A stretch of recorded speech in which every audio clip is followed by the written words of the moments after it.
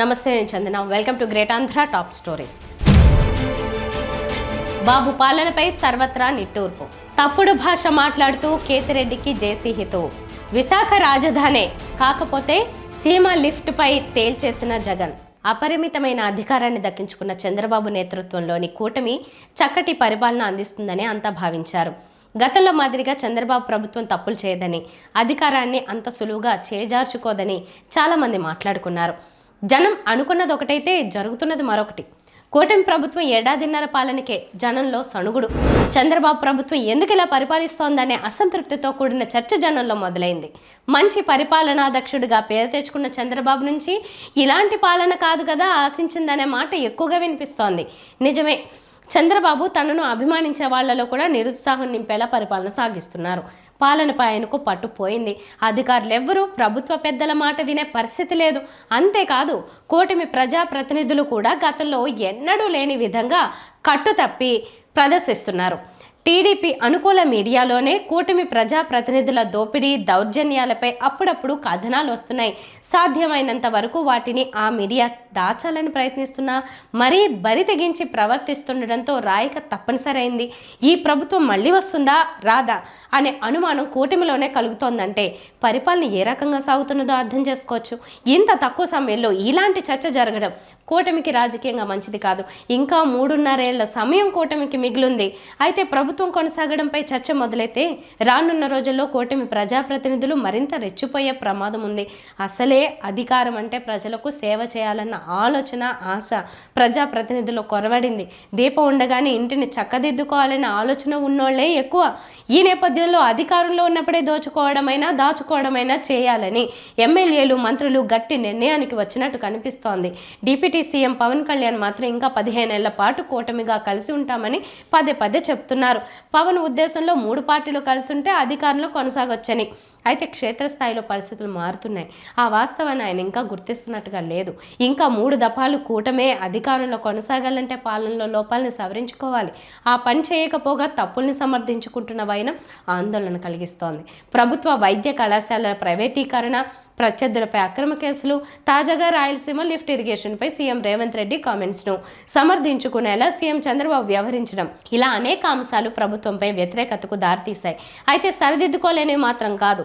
ఎందుకనో పాలకుల్లో అసలు ఆ ఆలోచన ఉండడం లేదు. అదే కూటమి ప్రభుత్వం పాలిట శాపమైంది. కూటమి సర్కార్ గ్రాఫ్ పడిపోవడానికి కారణాలవుతున్నాయి. తాడిపత్రి మున్సిపల్ చైర్మన్ జేసీ ప్రభాకర్ రెడ్డి నోటికి హద్దు అదుపు లేకుండా పోయింది. జేసీని నియంత్రించే పరిస్థితి సొంత పార్టీ నుంచి అసలు కనిపించడం లేదు. రాజకీయ ప్రత్యర్థుల్ని, సొంత వాళ్ళను కూడా ఆయన తిడుతుంటారు. తాజాగా ధర్మవరం మాజీ ఎమ్మెల్యే, వైసీపీ సీనియర్ నేత కేతిరెడ్డి వెంకటరామిరెడ్డిపై జేసీ బ్రదర్ అవాకులు చవాకులు పేలారు. రాయలసీమ ఎత్తిపోతల పథకాన్ని చంద్రబాబు సర్కార్ నిలిపివేయడానికి తానే కారణం అంటూ తెలంగాణ సీఎం రేవంత్ రెడ్డి కామెంట్స్ చేసిన నేపథ్యంలో రాయలసీమ సమాజం ఆగ్రహం వ్యక్తం చేస్తుంది. ఈ నేపథ్యంలో చంద్రబాబు సర్కార్పై కేతిరెడ్డి మండిపడ్డారు. రాయలసీమకు మంజూరైన క్యాన్సర్ ఆసుపత్రి, ఎయిమ్స్, హైకోర్టు, అలాగే తాజాగా రాయలసీమ లిఫ్ట్ ఇరిగేషన్ విషయంలో చంద్రబాబు సర్కార్ అన్యాయంగా వ్యవహరించిందని కేతిరెడ్డి విమర్శించారు. కేతిరెడ్డి విమర్శలపై జేసీ ప్రభాకర్ రెడ్డి విధానాల పరంగా విమర్శ చేసుంటే బాగుండేది. కానీ కేతిరెడ్డిని భాష మార్చుకోవాలని హితవు చెబుతూ అభ్యంతరకర భాషలో ఆయన మాట్లాడడం గమనార్హం. ఏపీలో అతిపెద్ద నగరంగా ప్రస్తుతం విశాఖ మాత్రమే ఉంది. ఇది వాస్తవికత. అమరావతి ఏపీకి రాజధాని. ఇది కూడా మరో వాస్తవికత. అయితే అమరావతి రాజధాని అన్నది ఇంకా భారీ హంగులతో మెరియాలంటే కొంతకాలం పడుతుంది.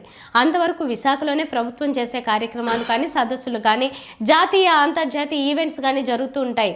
పెట్టుబడిదారులకు కూడా విశాఖ నగరమే ఇప్పుడు బాగా ఆనుతోంది, కళ్ళ ముందు కనిపిస్తోంది. మౌలిక సదుపాయాలు బాగా ఉన్నాయి. జల, వాయు, రోడ్డు, రైల్ కనెక్టివిటీ ఉంది. కొత్తగా భోగాపురం ఎయిర్పోర్ట్ కూడా రానుంది. దీంతో ఈ మధ్య పెట్టుబడులన్నీ విశాఖ కేంద్రంగానే వస్తున్నాయి. ఈ విషయం మీద విశాఖ వచ్చిన మంత్రి నారా లోకేష్ మాట్లాడుతూ విశాఖ ఆర్థిక రాజధాని అని అన్నారు. మేము మొదటి నుంచి ఇదే విషయం చెబుతున్నామని కూడా అన్నారు. మా ఆలోచనలో ఎలాంటి మార్పు లేదు. విశాఖతో పాటుగా ఏపీ అంతా సర్వతోముఖ అభివృద్ధి చెందాలి అన్నదే ప్రభుత్వ ఆలోచన అన్నారు. క్లస్టర్ వైజ్ డెవలప్మెంట్ అన్నది ఒక విధానంగా కూటమి ప్రభుత్వం అమలు చేస్తోంది. జరుగుతోంది అని ఆయన చెప్పారు.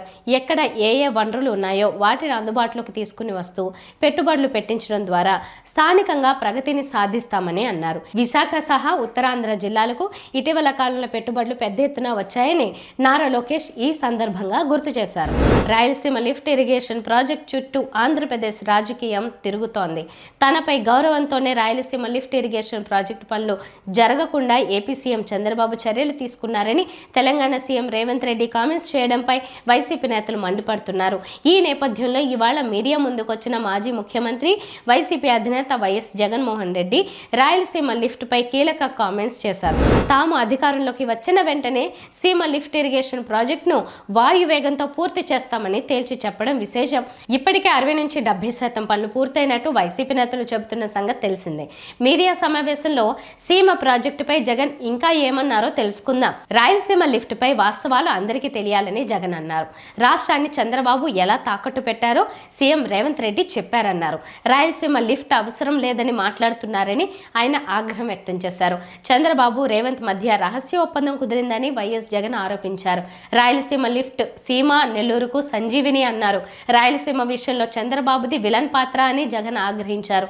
స్వార్థం కోసం జన్మనిచ్చిన సీమకు వెన్నుపోటు పొడిచారని జగన్ ఆరోపించారు. తమ ప్రభుత్వం రాకపోవడం రాయలసీమ ప్రజల దురదృష్టమని జగన్ ఆవేదన వ్యక్తం చేశారు. తిరిగి అధికారంలోకి వస్తే వేగంగా ప్రాజెక్టును పూర్తి చేస్తామని జగన్ చెప్పడం విశేషం. ఇవి వాళ్ళ టాప్ స్టోరీస్. మరిన్ని అప్డేట్స్తో కలుద్దాం.